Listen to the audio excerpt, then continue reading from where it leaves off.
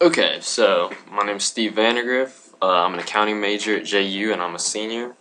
And this is my dashboard analysis of sales performance. So this first slide here is just a screenshot of my dashboard. It's not the prettiest, but as you can see, just a lot of charts here breaking everything down.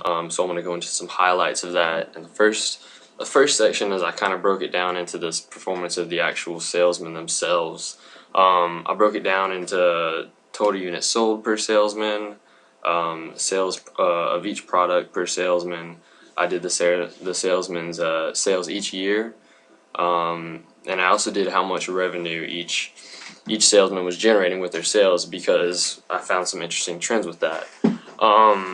Little overview of the data though. Leverling and Jones were by and far the top salesmen, each selling well over 100,000 each. Nobody else was within like 20,000 of them.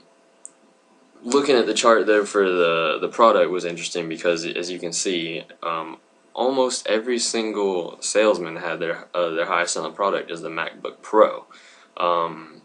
So that's a good thing there. The MacBook Pro is obviously the best seller.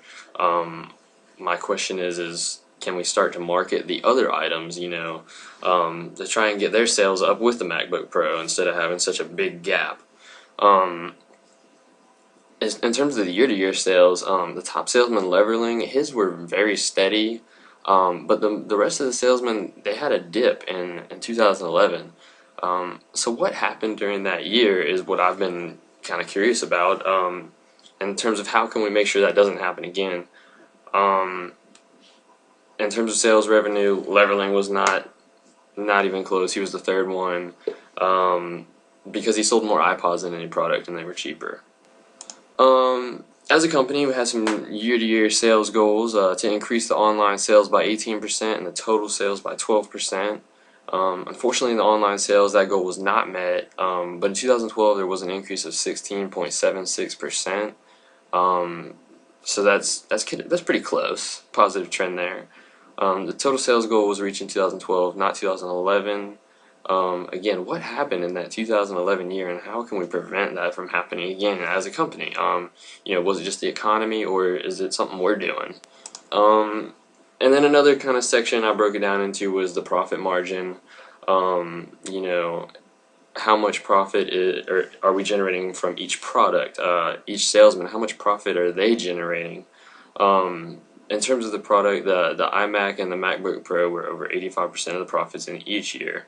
How can how can we improve the sales of the other products to reach up to the MacBook Pro and the iMac?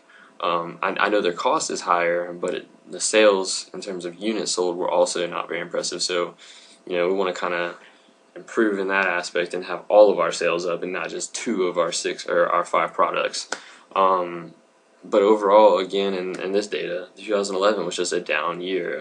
But even in a down year, almost 22 million in profits. I'm not a big-time CEO or anything, but that sounds really good to me. But anyways, I just wanted to go ahead and give an overview of my project.